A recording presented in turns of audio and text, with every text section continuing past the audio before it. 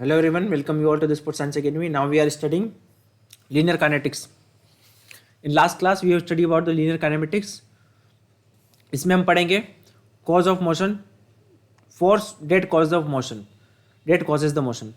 मतलब फोर्स से डील करते हैं हम इसमें, फोर्स एंड ऑब्जेक्ट के बीच में इंटर रिलेशनशिप देखते हैं हम इसमें. इनर्शिया पढ़ेंगे, मास पढ़ेंगे, वेट पढ़ेंगे, प्रेशर्स, न्यूटन के लॉस, ये सारी चीज़ें पढ़ेंगे. न्यूटन्स ने बुक दी थी प्रिंसिपिया, उसमें लॉस थे न्यूटन्स के, ये ईयर है उसका. सबसे पहले देखते हैं directly without wasting time loss of inertia. Loss of inertia आपको पता ही है कि ये टेंडेंसी ऑब्जेक्ट की अपनी स्टेट में रहना. कोई है ऑब्जेक्ट रेस्ट में तो उसकी टेंडेंसी की रेस्ट में रहे, जो ऑब्जेक्ट मूव कर रहा है उसकी टेंडेंसी की वो ऑब्जेक्ट में रहे, remain in the same state, वो सेम स्टेट में रहे जिस स्टेट में है वो, है ना. तो ये inertia. velocity of the projectile constantly change and it accelerate downward at 9.8 due to force of gravity in vertical direction. Newton's first law does not apply horizontally. पहले मैं इनर्शिया के फीचर्स बता देता हूँ, उसके बाद आएंगे हम उसके ऊपर. अब इनर्शिया किन चीज़ों पे डिपेंड करता है? Yes, anyone? इनर्शिया किन चीज़ों पे डिपेंड करता है? सपोज ये दो ऑब्जेक्ट है तो इसमें मास पे करेगा. हाँ राइट. तो ये इन दोनों में से किसका इनर्शिया ज़्यादा होगा, ए का या बी का? सर जो बड़ी वाली बॉल है बी का. बी का. तो एक तो मास पे डिपेंड करता है इनर्शिया, है ना, मेन फैक्टर. मास ज़्यादा होगा तो क्या होगा, इनर्शिया ज़्यादा होगा. ये लीनियर में बात कर रहे हैं हम, लीनियर काइनेटिक्स में. पर अगर हम देखें एंगुलर काइनेटिक्स में, एंगुलर काइनेटिक्स में इनर्शिया किन की चीज़ पर डिपेंड करेगा? एंगुलर काइनेटिक्स का मतलब है कि कोई ऑब्जेक्ट अपनी एक्सिस पे रोटेट कर रहा है, तो उसमें इनर्शिया किन चीज़ों पे डिपेंड करता है? वेलोसिटी पे सर. नो. फोर्स पे. क्या? फोर्स. नहीं नहीं, फोर्स तो हम एक्सटर्नल लगा ले, ऑब्जेक्ट के अंदर. रेडियस पे करेगा सर.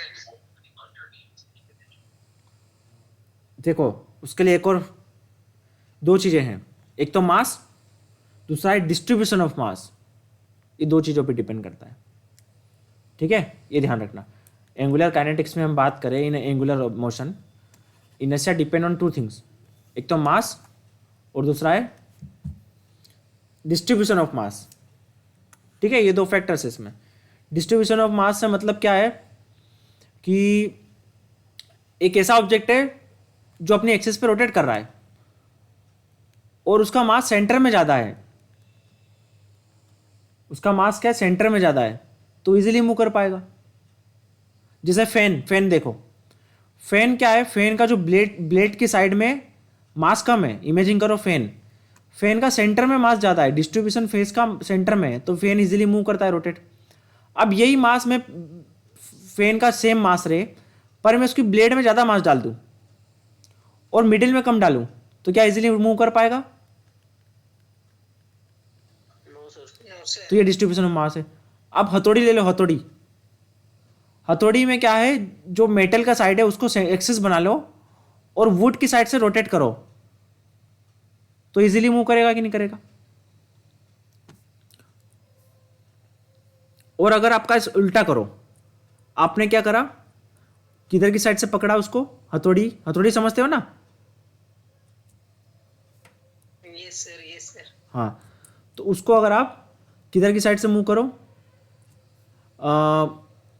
वुड की साइड से पकड़ लो और मेटल की साइड से मूव करो, तो थोड़ा डिफिकल्ट होगा मूव करने में. क्यों? तो ये है डिस्ट्रीब्यूशन ऑफ मास. ये एंगुलर इनर्शिया में पढ़ेंगे हम डिटेल में, एंगुलर मोशन में, ठीक है. रेडियस ऑफ गायरेशन और ये सारी चीज़ें हम पढ़ेंगे, जो यूजीसी नेट में पूछा भी गया था question. Sir same like bat. क्या? Bat, right. तो ये एंगुलर इनर्शिया में दो चीज़ें, और लीनियर इनर्शिया में only mass is a major contribution, ठीक है. इसलिए हमारे अंदर का भी इनर्शिया नहीं होना चाहिए। हमारे अंदर भी कभी कभी इनर्शिया ज़्यादा हो जाता है कि किसी चीज़ को स्टार्ट करने से पहले हम ज़्यादा सोच लेते हैं। ठीक है, तो हमारे अंदर भी इनर्शिया का होना चाहिए, कम होना चाहिए। ज़्यादा सोचना नहीं, डायरेक्ट जो भी करना है कर लेना चाहिए स्टार्ट। पढ़ाई से रिलेटेड बोल रहा हूँ मैं, क्राइम से रिलेटेड नहीं।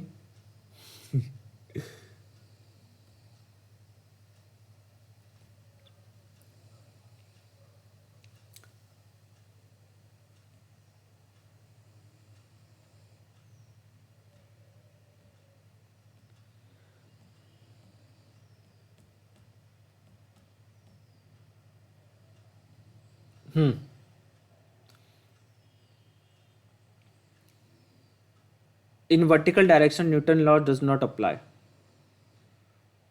Horizontally, velocity of project constant, acceleration 0, because no horizontal force acted on the projectile. Yes, the first law applies. ये प्रोजेक्टाइल को लेके कंपेयर में बात कर रहे हैं। In case of moving dumbbell at constant velocity 10 kg, gravity and reaction force apply. Sir screen show नहीं हो रही है। स्क्रीन शो नहीं हो रही, एक मिनट।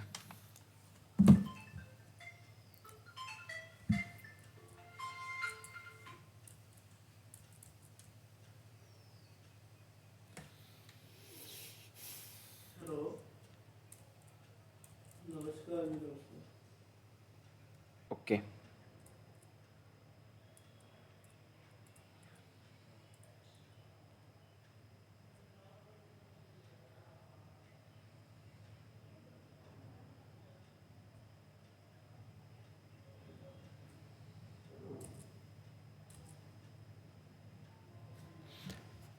इनर्शिया।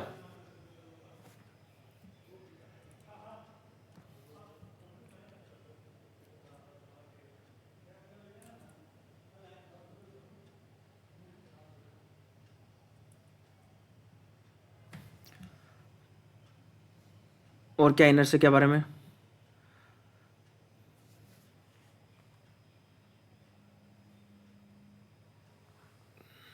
इसमें एक एग्जांपल दिया है, देखो। और एग्जांपल क्या हो सकते हैं? Suppose when we are moving in the bus, अचानक से ब्रेक लगता है तो हम आगे की साइड मूव कर जाते हैं। लेफ्ट टर्न लेते हैं तो हमारी बॉडी इधर की साइड झुक जाती है, तो ये इनर्शिया है। हम पेड़ को हिला रहे हैं, मैंगो लगा हुआ है, कोई सा फ्रूट लगा हुआ है, तो फ्रूट गिर जाता है। क्यों? क्योंकि फ्रूट अपने आप को रखता है टेंडेंसी इनर्शिया की कंडीशन में, तो वो मूव नहीं करता पेड़ के साथ में, तो उसके साथ चक्कर में क्या होता है, वो गिर जाता है।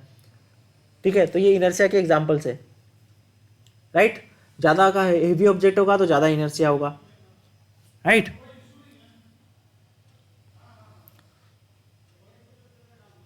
Conversation of momentum first introduce by Rene Descartes and Christian. ठीक है, इसने इंट्रोड्यूस किया था conversation of momentum. Linear momentum क्या होता है? Mass into object. अब सपोज दो व्हीकल है, एक एक कार और एक ट्रक, दोनों सेम स्पीड से आ रहे हैं और एक जगह पे टक्कर मार दी, तो इम्पैक्ट किसका ज़्यादा हुआ, कार का या ट्रक का? ट्रक का ज्यादा होगा सर, क्यों ट्रक का ज़्यादा होगा? क्योंकि सर उसका मास ज्यादा है। हाँ, तो मतलब क्या है, मोमेंटम ज़्यादा है। तो मोमेंटम किस चीज़ों पे डिपेंड करता है? मोमेंटम हम बोलते हैं मोमेंटम। मास और वेलोसिटी पे। हाँ, तो momentum decide on mass into velocity, ये प्रोडक्ट है मोमेंटम। तो इधर अगर मास ज़्यादा है किसी ऑब्जेक्ट का तो भी मोमेंटम ज़्यादा होगा, वेलोसिटी ज़्यादा है तो भी ज़्यादा होगा, राइट। या दोनों में से एक है तो भी ज़्यादा होगा। मतलब ये दोनों का प्रोडक्ट है। अगर कार का मास कम है पर स्पीड ज़्यादा है, और दूसरी साइड ट्रक है, ट्रक पर स्पीड बहुत कम है, तब ये दोनों डिसाइडिंग होंगे, है ना, कि स्पीड कितनी है, मास कितनी है। मतलब दोनों का प्रोडक्ट है, तो ये मोमेंटम होता है, right. If the velocity is constant, momentum is constant, right, क्योंकि मास तो चेंज होता नहीं है ना। मोमेंटम कब कांस्टेंट होगा? जब वेलोसिटी कांस्टेंट होगी। अगर वेलोसिटी में कोई चेंजेस नहीं आ रहा तो मोमेंटम में कोई चेंजेस नहीं आएगा, क्योंकि मास तो अपना चेंज होता नहीं। जो पर्सन 50 किलो का है वो रनिंग 50 किलो का ही रहेगा ना, बार बार चेंज होगा क्या मास? मास उस चीज़ में कैसे होता है, जैसे रॉकेट का एग्जांपल है। रॉकेट अपने एक एक ऊपर ऊपर जाते जाते अपने वो क्या करता है, जो पार्ट है उसको गिराते जाता है। तो उस केस में एक एग्जाम्पल है बस, जिसमें मास चेंज हो रहा है। बट यहाँ पे हम नॉर्मल ऑब्जेक्ट की बात करें, जो भी ऑब्जेक्ट है अपना मास चेंज होता नहीं है, तो मोमेंटम कांस्टेंट कब रहेगा, जो वेलोसिटी कांस्टेंट है। वेलोसिटी 5 किलोमीटर की है तो मोमेंटम भी कांस्टेंट रहेगा। ठीक है, मोमेंटम इज कांस्टेंट। ये मोमेंटम क्या है, वेक्टर क्वांटिटी है। If net external force is zero, net external force is zero, उस केस में मोमेंटम क्या होगा, कांस्टेंट होगा। नेट एक्सटर्नल फोर्स मतलब एक्स्ट्रा कोई फोर्स तो नहीं लग रहा, अपोजिंग फोर्स तो नहीं लग रहा। हम रनिंग कर रहे हैं पर अब क्या हुआ, एयर रेसिस्टेंस सामने से आ गया तो चेंज होगा ना momentum. Air resistance external force तो लग रहा है, हम इधर साइड से फोर्स लगा रहे हैं, एयर हमको पुश कर रहा है पीछे। Total momentum of system of the object is constant if external force is zero, but if system is made of two or more objects, बात ध्यान रखना, system is made up of two or more objects, the initial and the final velocity of the object within the system might not remain unchanged.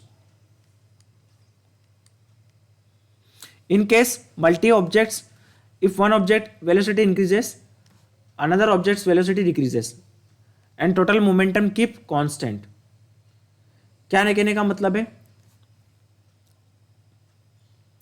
अगर दो object एक साथ move कर रहे हैं, है ना, तो एक की अगर पॉजिटिव और दूसरे की नेगेटिव है तो सीधी सी बात है कांस्टेंट रहेगा।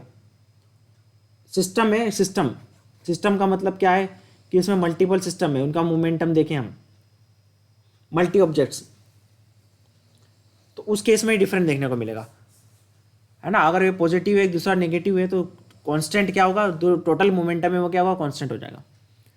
अब इलास्टिक कोलिजन क्या होता है, इलास्टिक कोलिजन मतलब दो कोलिजन मतलब जब कोई स्ट्राइक करता है दो ऑब्जेक्ट।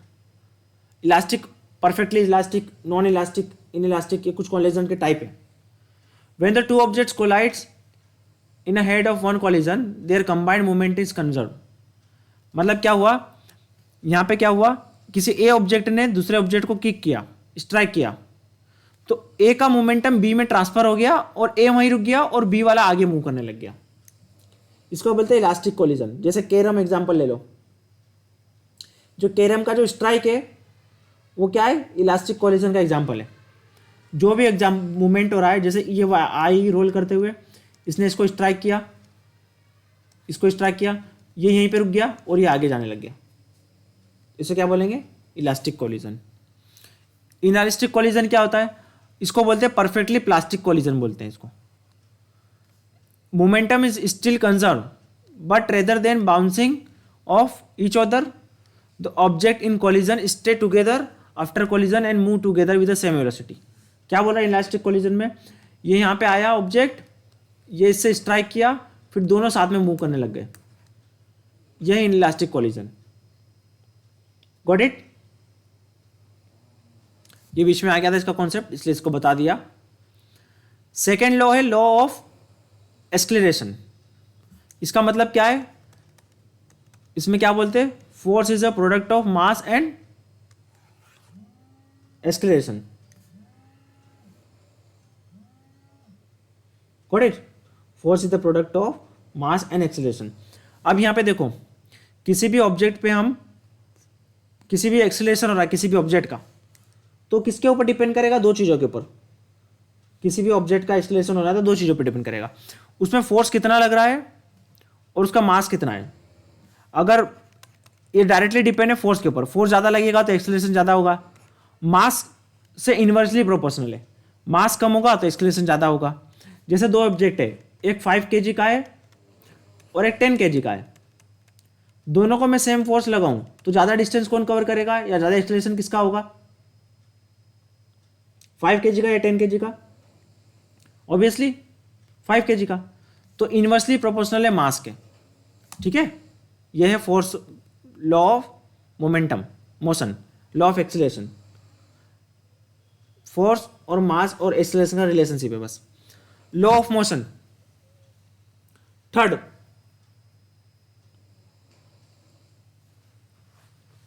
क्या है, इसमें एक्स्ट्रा इंफॉर्मेशन है, ये देख सकते हो आप, पढ़ लेना। The magnitude of vertical component of ground reaction force, क्या बोल रहा है, young children achieve adult like gait pattern with a significant heel strike between 2 to years of age. In children of 5 to 12 years, magnitude of ground reaction force are related to gate speed. अब ये reaction ground reaction force की क्यों बात कर रहा है, इसमें बारे में कॉन्सेप्ट क्यों है। लॉ ऑफ रिएक्शन क्या बोलता है कि हम जिस ऑब्जेक्ट के ऊपर फोर्स लगा रहे हैं वो ऑब्जेक्ट सेम हमारे ऊपर उतना फोर्स लगाता है रिएक्शन। अगर हम किसी वॉल को पुश कर रहे हैं हाथों से तो वो हमारे ऊपर भी फोर्स लग रहा है उस चीज़ का। फॉर एग्जाम्पल बोट, आप बोट से ग्राउंड पे आए, आपने क्या किया, ये बोट पे से क्या जा रहे हो, ग्राउंड पे आ रहे हो, पैर रख रहे हो, तो वहाँ आप देखोगे कि ग्राउंड ये बोट क्या अपने साइड पीछे मूव कर जाएगी। क्यों, क्योंकि यहाँ से हम उतर रहे हैं तो ये ऑब्जेक्ट का मूवमेंट हो रहा है तो रिएक्शन लग रहा है यहाँ से। हम जब रनिंग करते हैं 100 मीटर स्प्रिंट तो स्टार्टिंग में क्या करते हैं, हम जो बुलेट स्टार्ट लेते हैं, सिटिंग स्टार्ट लेते हैं, उसमें हम क्या करते हैं, पेडल को प्रेस करते हैं जिससे हमें आगे मुड़ने के लिए, मूव करने के लिए थ्रस्ट मिलता है। तो ये है क्या, law of reaction, sorry action of law of action reaction. अब इसमें एक और क्या है कि ये किसके ऊपर डिपेंड करेगा, सरफेस एरिया के ऊपर भी डिपेंड करता है। अगर मेरा पैर फॉर एग्जांपल 100 मीटर में इस बुलेट स्टार्ट में अगर सिर्फ मेरा सोल का डाउन वाला पार्ट टच हुआ तो ज़्यादा थ्रस्ट मिलेगा क्या, नहीं। अगर मेरा सोल का पूरा पार्ट टच होगा तो ज़्यादा थ्रस्ट मिलेगा। तो कॉन्टैक्ट एरिया के ऊपर भी डिपेंड करता है ये कितना थ्रस्ट मिलने वाला है। ठीक है, आप किसी वॉल को एक फिंगर से प्रेस कर रहे हो तो कम फोर्स लगा आपका, कम जनरेट होगा। आप पूरे पाम से प्रेस कर रहे हो तो ज़्यादा फोर्स लगेगा। तो ये है रिएक्शन, अपोजिट फोर्स। तो इसको ग्राउंड रिएक्शन फोर्स से एग्जांपल से साथ रिलेट करा है, इसको एक्स्ट्रा चीज़ें इंफॉर्मेशन दी है इसमें। ठीक है, when the magnitude of component of ground reaction force during running is generally 2-3 times the runner's body weight. तो जो ग्राउंड रिएक्शन फोर्स होता है ना, जब हम ग्राउंड पे स्ट्राइक करते हैं तो उसका मैग्नीट्यूड ना ह्यूमन बीइंग के 2 से 3 गुना ज़्यादा होता है। ठीक है, ग्राउंड रिएक्शन फोर्स किन चीज़ों पे डिपेंड करता है, रनिंग स्टाइल के ऊपर, स्पीड के ऊपर, कौन से जूते पहने, ग्राउंड सरफेस, ग्रेड, ये सब चीज़ों के ऊपर। जब ग्राउंड रिएक्शन फोर्स इंक्रीज होगा तो हमारे ऊपर मसल्स के ऊपर लोड ज़्यादा आएगा, 5 टाइम्स। ग्राउंड रिएक्शन फोर्स अगर सिंगल टाइम बढ़ेगा तो 5 टाइम्स हमारे नी के ऊपर, हमारे मसल्स के ऊपर लोड ज़्यादा आता है। ठीक है, अब ये थोड़ा सा ज़्यादा नहीं देखते हम इसके ऊपर, ये है रिएक्शन के ऊपर। ये एग्जांपल के साथ आप पढ़ सकते हो, इसका स्क्रीनशॉट ले लो फर्दर डिटेल चाहिए तो। नेक्स्ट है पावर। पावर क्या होता है, रेट ऑफ डूइंग वर्क, है ना, वर्क होता है किसी भी काम को करने के लिए। जैसे मैंने देखो एक जगह से दूसरी जगह पे किसी ऑब्जेक्ट को डिस्प्लेस किया तो क्या हो जाएगा, वर्क हो जाएगा वो, किसी भी पर्टिकुलर टाइम में किसी ऑब्जेक्ट को मैंने किया। अब पावर वर्क क्या होता है, देखो पावर जानने से पहले आपको वर्क करना देखना पड़ेगा। वर्क तो force apply again A resistance multiply by displacement resistance in direction of force. मतलब कि मैंने जो डिस्प्लेसमेंट किया, ठीक है, और फोर्स का मल्टीप्लीकेशन, इसको बोलेंगे work. Work is equal to force into displacement. ठीक है, तो ये क्या हो जाएगा, वर्क, जिसको हम जूल में मेजर करते हैं, यूनिट, है ना, जूल में। और 1 जूल कितना होता है, 1 न्यूटन मीटर। आप किसी ऑब्जेक्ट को अगर आपने 10 किलो का उठाया, उसको डिस्प्लेस किया 5 मीटर तक, तो वर्क अलग होगा। आपने 50 किलो का ऑब्जेक्ट उठाया तो ज़्यादा वर्क हो जाएगा, डिस्टेंस ज़्यादा करी। तो ये प्रोडक्ट है, product of displacement and force. It's a product of displacement and force. अब ये आपने इसको कितने टाइम में किया, ये हो गया वर्क के बारे में। ठीक है, ये वर्क के बारे में हो गया। अगर आपने इसको कितने टाइम में किया, इस वर्क को टाइम के हिसाब से देखें तो पावर हो जाएगा. Rate of doing any work is also known as power, right.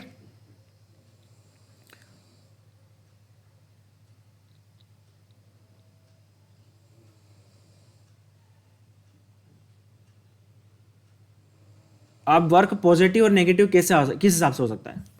कोई सा भी वर्क पॉजिटिव और नेगेटिव किस बेसिस पे हो सकता है?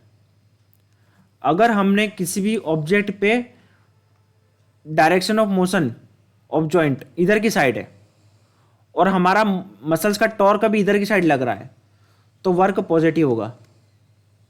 और हमने इधर की साइड में मोशन किया और टॉर्क इधर की साइड में लग रहा तो वर्क क्या होगा? नेगेटिव होगा. बस इतना याद रखो. सेम डायरेक्शन में है एक्शन और टॉर्क, मोशन और टॉर्क, तो पॉजिटिव, अपोजिट डायरेक्शन में नेगेटिव. पावर क्या होता है? Rate of doing any work, the amount of mechanical work perform in given time. Work आपने कितने टाइम में किया उसको बोलेंगे पावर. वर्क कितने टाइम में किया, पावर. मैंने वर्क का मतलब आपको बता दिया, फोर्स इनटू डिस्प्लेसमेंट, है ना. आप किसी भी चीज को डिस्प्लेस करने के लिए कितना फोर्स लगा रहे हो, इन दोनों का प्रोडक्ट, इसको बोलते हैं वर्क. तो पावर क्या था? ये था वर्क. तो वर्क का मतलब क्या हो गया? F into D by T. ठीक है. तो पावर को कैसे भी मेजर कर सकते हैं? F into V, force into velocity. तो पावर इज नथिंग, आप किसी भी काम को कितने टाइम में कर रहे हो वो पावर है. और काम का मतलब क्या होता है? वर्क का मतलब क्या होता है? Displacement into force. क्लियर है सबको? इसकी यूनिट क्या है? पावर की यूनिट क्या है? 1 जूल पर सेकेंड. यहां पे टाइम आ गया ना तो इसको सेकेंड में, और ये जूल में था तो 1 joule per second. Got it? Normally इसको वॉट में भी बोलते हैं, named after inventor, Scottish inventor James Watt. तो वॉट में भी बोलते हैं. As average force time average velocity along with the line of action of the force.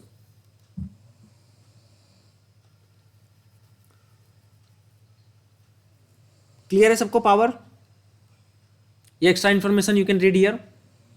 Larger force decreased velocity, larger velocity decrease force, F P P we.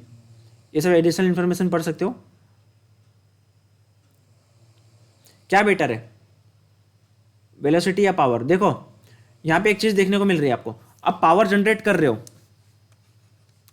तो power दो चीजों से generate होता है, या तो फोर्स या तो वेलोसिटी. पावर को बढ़ाने के लिए, जैसे कार्डियक आउटपुट को बढ़ाने के लिए एक हार्ट रेट होता है इंटू स्ट्रोक वॉल्यूम होता है, वैसे ही पावर यहां पे दो चीजों के रिस्पॉन्सिबल है, फोर्स या वेलोसिटी. इसका एग्जांपल देखो कैसे. आप गियर वाली साइकिल चलाते हो तो आपने गियर अगर बड़ा वाला डाल दिया तो पेडल टाइट चलेगा, मतलब क्या, फोर्स ज़्यादा रिक्वायर्ड है पर वेलोसिटी कम हो जाएगा. पर आपने क्या किया, अगर पेडल पे से गियर उतार दिया, फर्स्ट गियर में ले आए, तो जो रिक्वायर्ड फोर्स है वो कम हो जाएगा पर आप उस पेडल को ज़्यादा वेलोसिटी से कर सकते हो.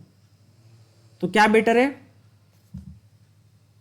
किसमें स्पीड आप ज़्यादा ले सकते हो, पावर किसमें जनरेट कर सकते हो, किससे अपनी ज़्यादा टोटल मोमेंटम फास्ट होगा, ये उस चीज़ के ऊपर डिस्कशन है.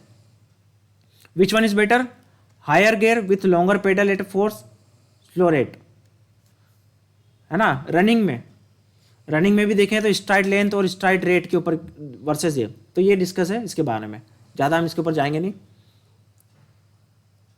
Inertia, mass and weight. Inertia वापस आ गया है.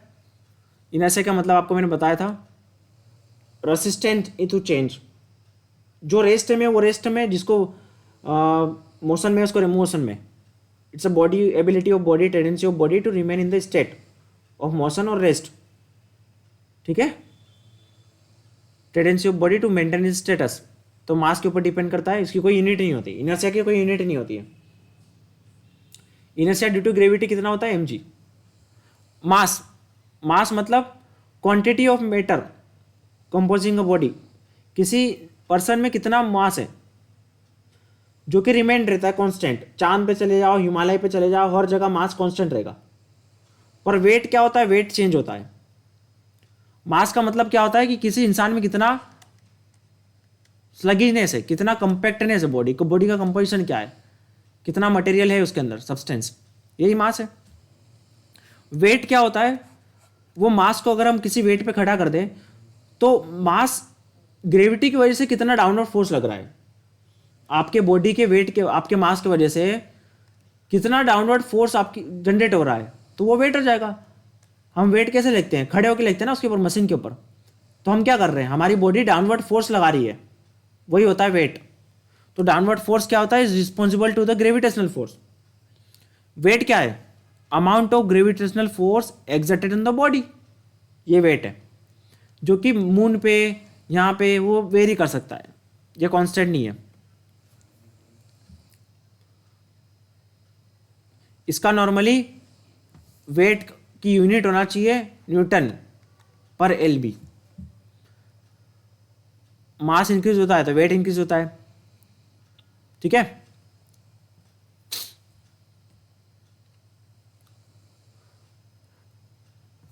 वेट ऑफ फोर्स किसके ऊपर डिपेंड करता है? Magnitude and direction and point of application. मतलब जो भी फोर्स लगा रहे हम, कितना फोर्स लगा रहे हैं उसके ऊपर डिपेंड करेगा। दूसरा, किस डायरेक्शन में फोर्स लग रहा है उसके ऊपर डिपेंड करेगा, ठीक है। The point at which weight is assume to be act on the body is center of gravity. Center of gravity is a point where weight vector is shown to be free body diagram. Body weight often reported in kg. ये तो extra gravity में, अब उसको अलग से पढ़ेंगे हम, gravity center of mass अलग से पढ़ेंगे, उसमें देखेंगे।